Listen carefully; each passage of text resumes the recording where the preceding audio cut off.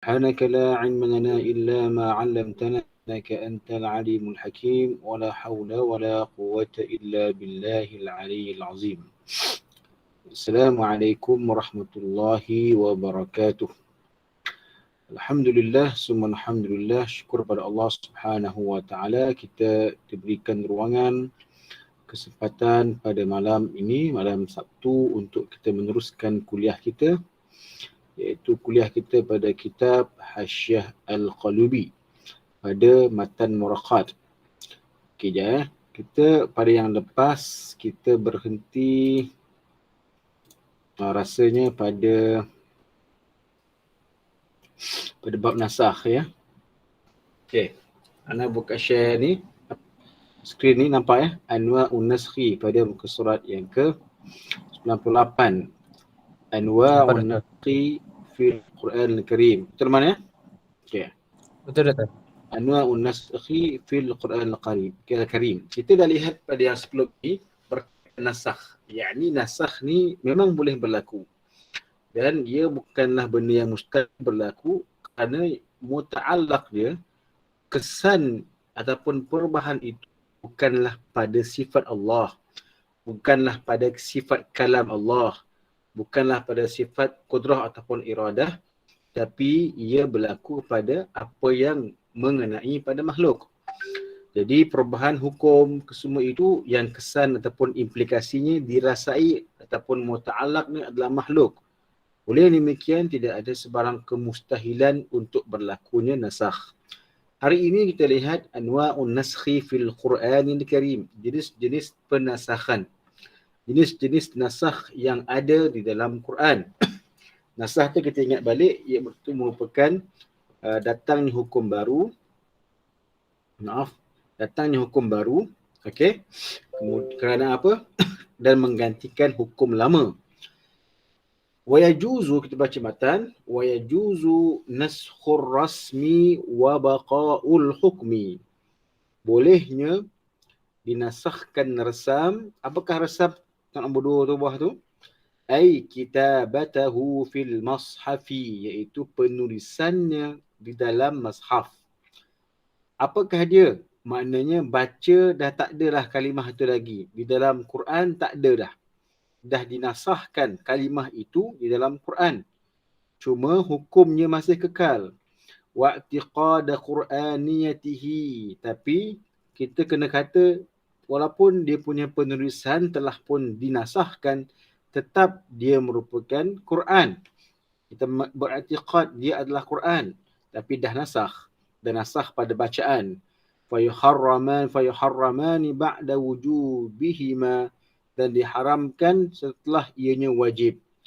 Amma talaffuzu bihi fala yanbaghi ay yuhram. Maka dia punya untuk menyebutnya lagi, menyebutnya sebagai apa, sebagai bacaan memang tak boleh lah. Memang dah tak kira sebagai Quran lagi lah. Maka tak boleh kita nak baca dalam solat. Okay, sebab apa? Telah pun dinasah hukum, bukan dinasah bacaan dia. Sekalipun bacaan yang dinasahkan, wa baqa'ul hukmi, patah balik matan, tapi hukumnya masih kekal. Bacaan dah tidak ada. Walaupun kita i'tiqad itu merupakan ayatul Quran, tapi bila kita nak baca dalam solat tak boleh. Mana boleh, sebab itu dah bukan Quran dah. Itu telah pun dia apa? Telah pun dinasahkan. Maka apakah contohnya? Contohnya ialah pada ayat asy-syaikhu wasy-syaikhatu idza zanaya farjumuha albattata. Syekh dan syaikhah. Syekh ni bukan Syekh Alim Anda baca ni, Syekh Alim ni. Bukan. Syekh ni menggambarkan orang yang telah matang. Matang tu maknanya dia dah kahwin. Jadi lelaki yang telah pun kahwin dan perempuan yang telah pun kahwin, apabila mereka berzina, dia berzina dalam keadaan dah kahwin, dia dah muhsan, apakah hukuman dia? Farjumuha albattata. Orang macam ni hukuman dia ialah farjumuhuma. Mereka ni perlu direjam. Dia perlu direjam lah. Okey. Rejam tu macam mana? Macam mana tu kita lihat dalam fiqh. Ada beza di antara yang direjam kerana dia mengaku, dan merejam kerana dia disabitkan dengan 4 saksi. Dalam mazhab Syafi'i, kalau yang iktiraf ataupun ikrar, yang dia mengaku memang dia berzina, sedangkan dia seorang yang muhsan, dah kahwin, maka hukuman dia akan direjam, tapi dia tidak akan ditanam. Dia dibiarkan berdirilah. Itu yang ada kes yang lari kan. Dipanggil kes Ma'iz tu. Dia lari. Dalam hadisul ahkam, 2 kes sahaja yang berbincangkan tentang zina, iaitu kes hadis Ma'iz. Ma'iz ni bukan kambing. Ma'iz ni adalah Ma'iz nama dia, Ma'iz. Dan juga dengan perempuan Ghamidiyah. Itu di antara 2 hadisul ahkam kalau kita boleh rujuk berkaitan hukuman zina. Maka dalam kes Ma'iz tu, dia mengaku kan. Maka bila para sahabat Nabi suruh rejam, memang dia rejam tanpa diikat. Maksudnya dia turun lah, dia bebas. Tapi dia lari. Sahabat ligan. Sahabat balik, dia mati. Itu cerita. Okey. Itu cerita yang agak panjang. Cuma nak katakan itu bentuk mereka yang direjam. Tapi yang disabitkan kesalahan, sedangkan dia telah pun berkenaan saksi, dia kena tanam tengah pinggang dan dia tak boleh lari lah. Okay, itu bahas tu dalam fiqh, dalam kitabul hudud ataupun kitabul jinayat. Okey, benda ini telah pun ada bacaannya dahulu tapi telah pun dinasahkan. Qala Umar radhiyallahu anhu dalam matan qad qara'naha rawahu Syafi'i wa ghairuhu. Kami dulu, Umar ni Umar Al-Khattab lah, bukan Ibnu Umar Abdullah bin Umar. Dia kata dulu kami pernah baca ayat ni. Baca sebagai Quran. Pernah kami baca ni. Tapi lain tak ada dah. Dah kena hazaf. Kita pun tahu bahawa Nabi SAW setiap tahun akan baca ard, akan membentangkan bacaan wahyu yang Nabi terima setiap tahun. Sampai tahun terakhir sebelum beliau wafat, dan Nabi wafat, Nabi membentangkan 2 kali bacaan. Dia panggil peristiwa itu Abdatul Akhir, iaitu pembentangan yang terakhir. Okey, baiklah. Jadi mungkin ketika itu ataupun ketika Abdatul Akhirah itu telah pun tidak ada bacaan tersebut. Para sahabat Nabi, Ibnu Umar, Ibnu Abbas, Ubay bin Ka'ab ketika itu mendengar Nabi dah tak baca benda itu. So itu merupakan ayat Syaikhu wa Syaikhatu, ayat yang telah pun dihazafkan. Tetapi pun bacaan dihazafkan, hukumannya masih ada. Dia dipakai sampai hari ini, termaktub dalam kesemua kitab-kitab fiqh. Okey, terus lagi. Okey. Tak cukup dengan itu, waqad rajama sallallahu alaihi wasallam al-muhsinaini. Okay, Nabi sendiri pun pernah merejam orang yang telah pun berkahwin. Rejam kahwin sebab berzina lah, bukan rejam semata-mata, tak. Nabi rejam dia kerana mereka ni dah kahwin dan berzina. Jadi di sini timbul persoalan. Katanya sahabat, itulah yang zina tu para sahabat Nabi. Ya. Adakah orang ni dikira sahabat? Jawapannya ya. Ya. Kerana dalam kita punya istilah akidah kita, siapakah ada sahabat? Mereka yang memeluk Islam di zaman Nabi, berjumpa dengan Nabi dan mati dalam Islam. Mati dalam Islam tak kisahlah dia kena hukum ke, dia kena rajam ke, tetap dia merupakan para sahabat Nabi. Jadi orang tanya, macam mana mereka ni berzina ni? Mereka nama sahabat. Oleh itu para ulama ahli sunnah bersepakat mengatakan para sahabat ni udul, bukan maksum. Kena beza tu. Udul bukan maksum. Udul ni maknanya udul ni adil. Apa yang dicakap tu betul. Buktinya mereka ni dihukum sebab mereka ni mengaku mereka berzina. Itu kira adil lah. Dia tak tipu, dia tak kona-kona, dia mengaku dengan Nabi Rasulullah, memang aku qad zina itu. Aku dah berzina, kan? Jadi itu bukti keadilan, dan peristiwa seperti ini tidak langsung mencari ataupun merosakkan kepercayaan umat kepada para sahabat Nabi. Mereka udul tapi mereka tidak maksum. Okey, khalas. Dan ternyata zaman Nabi telah pun pernah merejam orang ataupun mereka yang berkahwin yang berzina. Jadi hukuman tu ada, cuma telah pun dinasahkan bacaannya dalam Al-Quran. Wa humal muradu bisyaikhi wa syaikhati, itulah maksudnya syaikh wa syaikhah, iaitu perempuan lelaki yang dah kahwin tetapi terlibat dalam zina. Khalas, itu yang pertama. Yang kedua, tengok bawah ni, bukan bawah, dalam matan yang atas lagi, yang kita share dalam skrin. Wa naskhul hukmi, okey, jenis yang kedua. Naskhul hukmi wa baqa'ur rasmi. Hukum dah pun tak ada, tapi tulisannya ada, dia terbalik. Tadi itu hukumannya ada, bacaan tak ada. Okey, cuma kita boleh tulis daripada hukuman ataupun daripada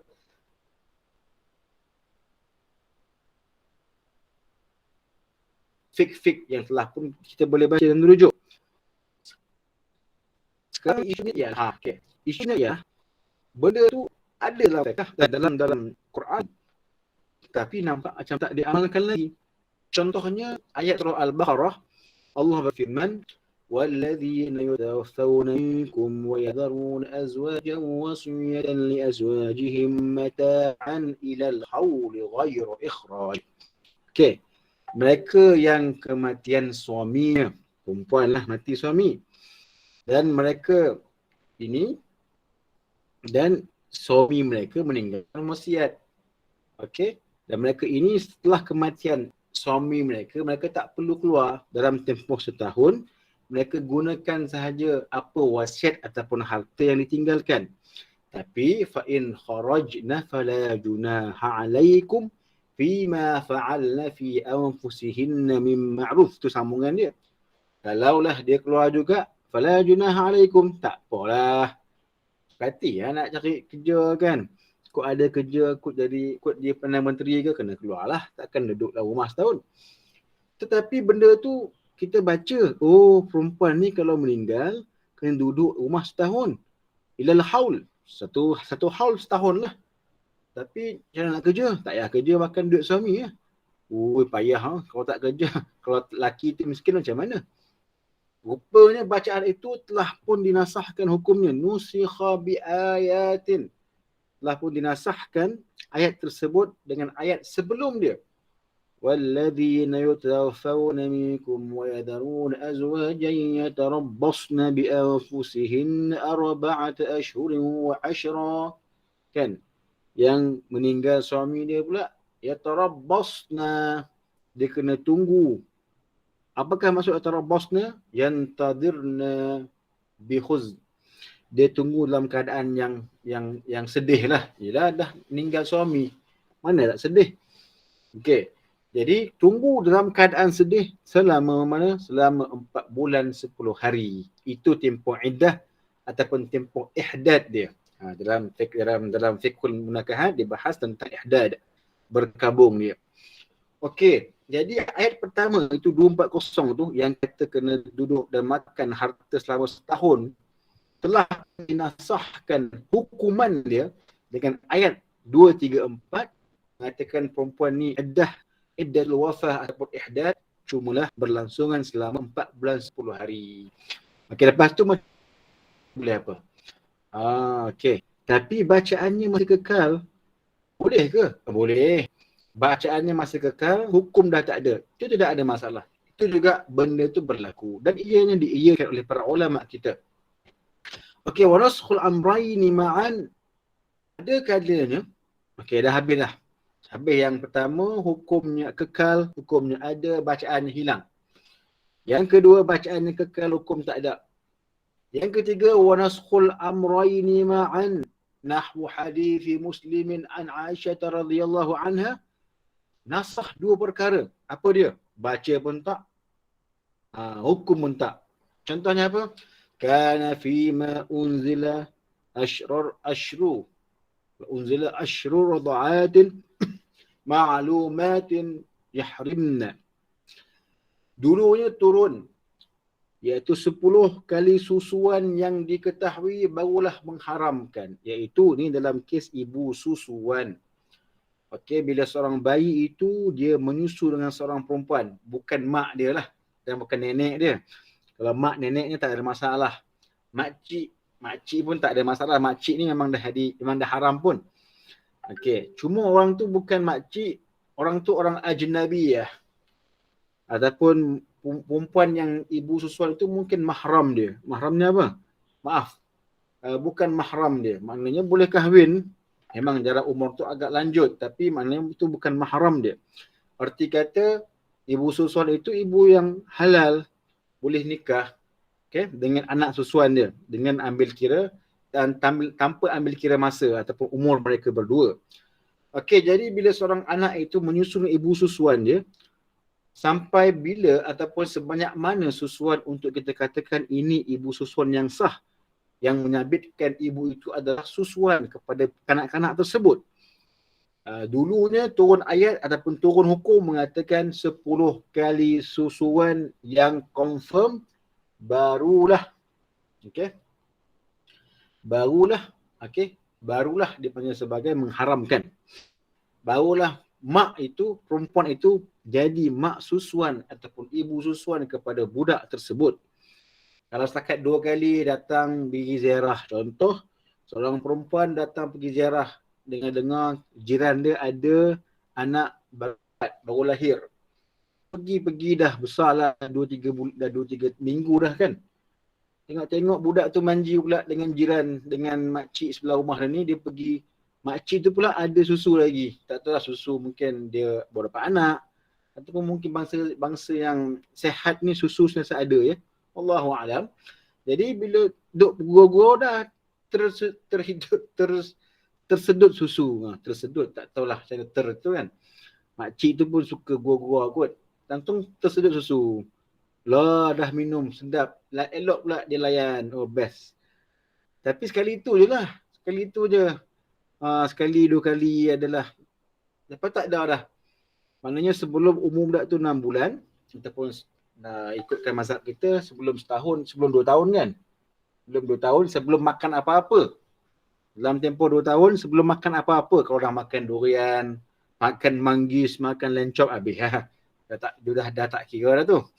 Okay. Sebelum makan apa-apa maknanya kemudian, ni kena refer balik pada bab susuan lah. Okay. Kemudian jiran tu memberikan dia punya sediun ataupun dia punya susu kepada budak tu minum. Tapi sekali 2 tu je, tak banyak pun. Jadi soalannya, adakah jiran itu, makcik jiran tu menjadi ibu susuan? Jawapannya tidak. Kerana ia perlukan 10 kali susuan. Okey. Tetapi 10-nya hukum tu pun dinasahkan. Bukan sahaja bacaan, bukan sahaja hadis. Bahkan hadis dan juga dia punya hukum pun telah pun dinasah. Fanusikhna. Kenapa nusikhna? Sebab 2 jamak kan. Jamak dinasahkan ke semua itu dengan ayat bi khamsi ma'lumatin yuhrimna. Yuhrimna.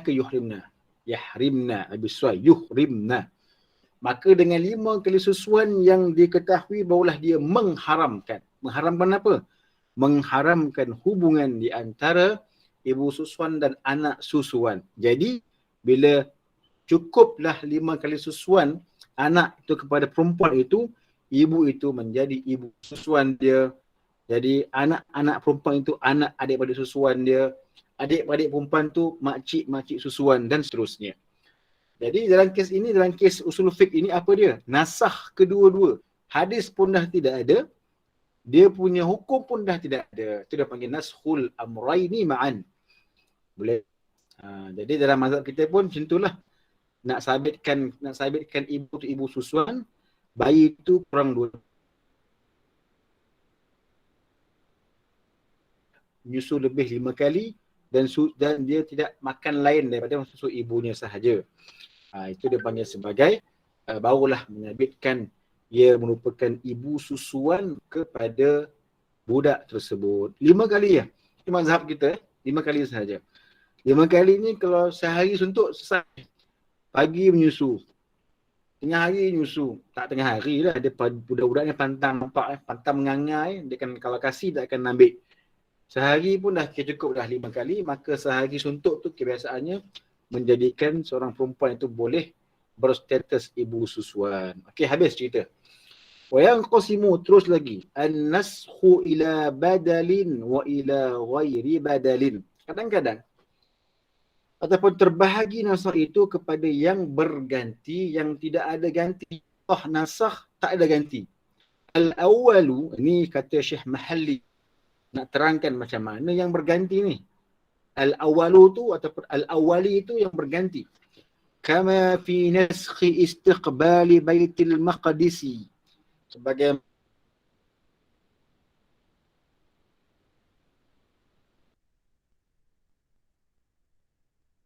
Maqdis.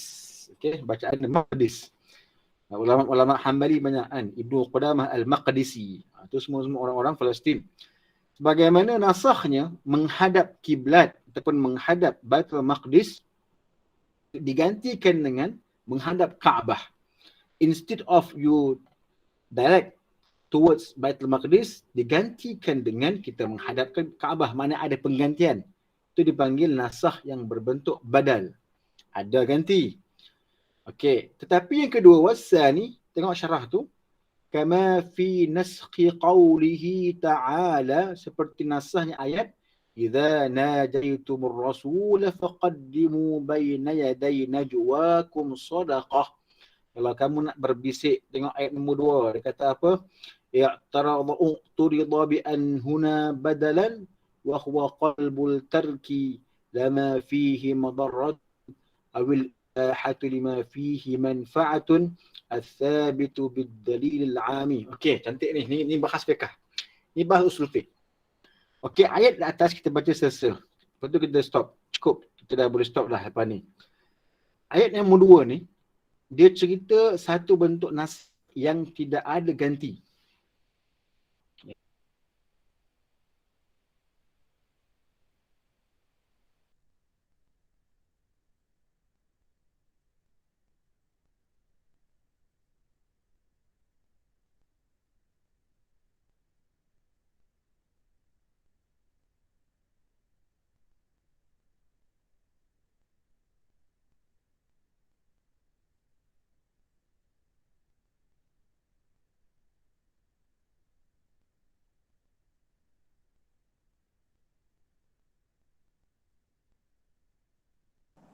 Doktor, betul okey ke tu?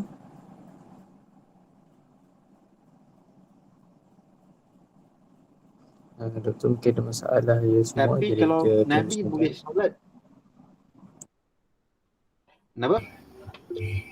Terputus. Tadi macam kau terputus. Pula putus. Daripada nak start tadi tu.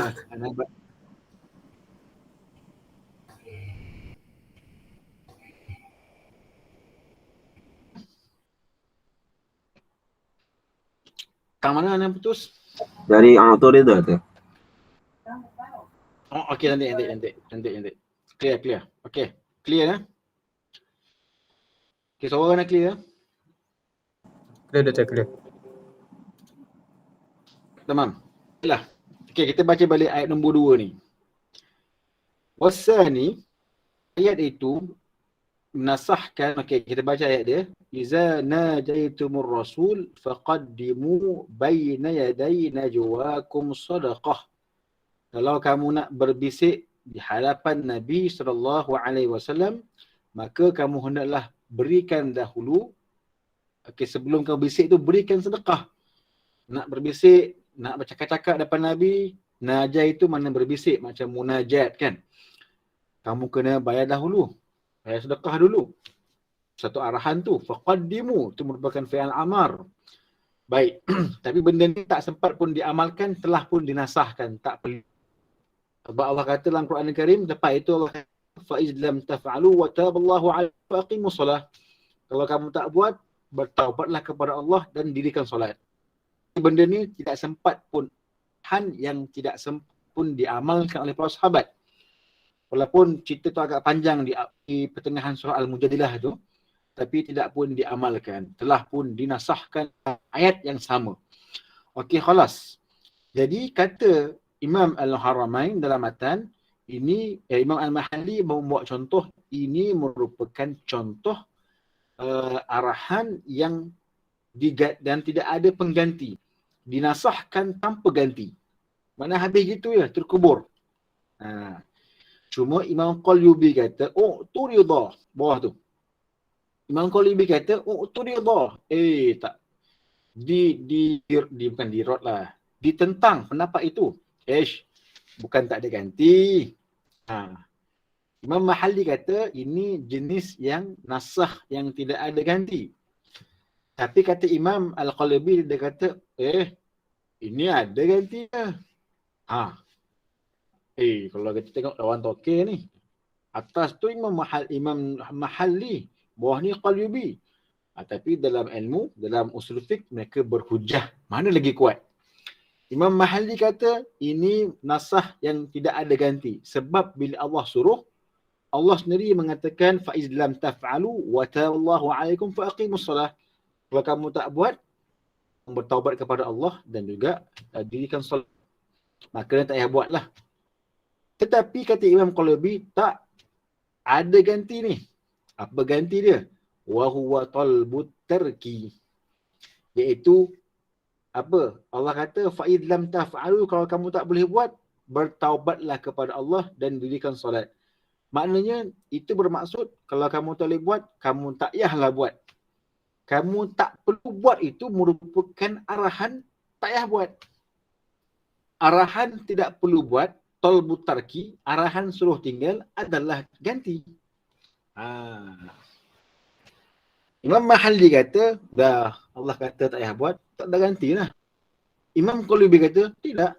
Bila Allah kata tak perlu buat, ataupun Allah suruh tinggalkan buat, itulah apa ganti dia? Tak payah buat.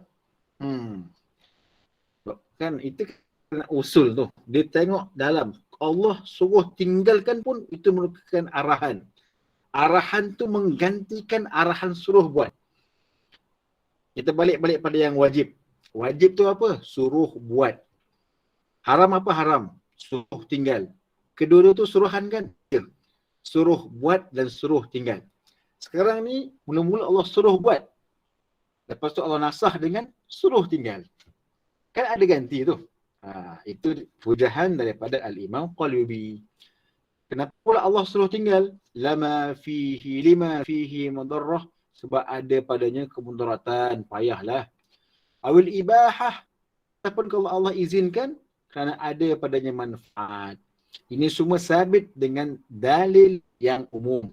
Ia bukan sabit dengan dalil yang khusus. Ada ayat? Tidak. Tapi dia difahami. Bila Allah tak perlu buat, itu juga adalah arahan suruh tinggal juga merupakan satu maqam dengan suruh buat.